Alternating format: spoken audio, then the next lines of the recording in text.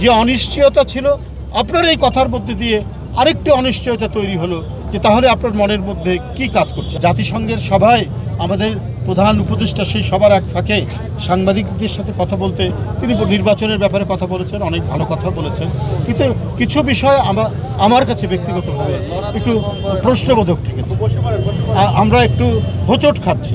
তিনি বলেছেন আল জাজিরার এক সাংবাদিকের সাথে যে আমাকে কেউ 5 বছর থাকতে বলেছেন, কেউ 50 বছর থাকতে বলেছেন। তো আমি এগুলো অনেকেই অনেক কথা বলছেন। তো এই কথা বললে আপনার অঙ্গীকার, আপনি তো গণতন্ত্র বিনষ্টকারী, ধ্বংসকারী শেখ হাসিনা দেশের টাকা লুটপাটকারী, তার পতনের পর মানুষের আকাঙ্ক্ষা হচ্ছে গণতন্ত্র পুনঃপ্রতিষ্ঠা করা। এখানে অন্তর্বর্তীকালীন সরকারের মেয়াদ কতটুকু হবে, কি হবে, এটা তো নয়। যত তাড়াতাড়ি সম্ভব আপনি নির্বাচন দেবেন, এটি মানুষ চায় এবং আপনার প্রতি সেই আস্থা রেখেছে।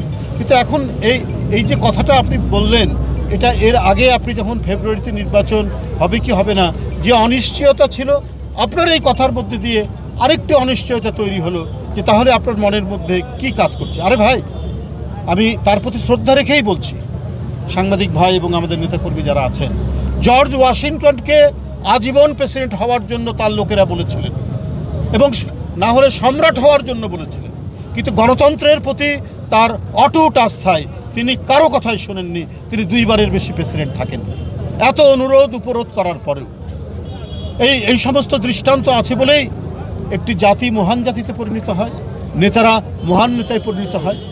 তো আমি প্রধান উপদেষ্টার প্রতি শ্রদ্ধা রেখেই বলছি যে আপনার এই কথাটার মধ্যে যে 5 বছর থাকতে বলেছে, 50 বছর থাকতে বলেছে, এইটা তো মানুষ শুনতে চায়নি। মানুষ শুনতে চায় যেটা আপনি গণতন্ত্রকে শক্তিশালী করার জন্য আপনি কি করছেন, এবং গণতন্ত্রের অত্যন্ত নির্ভরযোগ্য স্তম্ভ হচ্ছে নির্বাচন, অবাধ সুষ্ঠু নির্বাচন।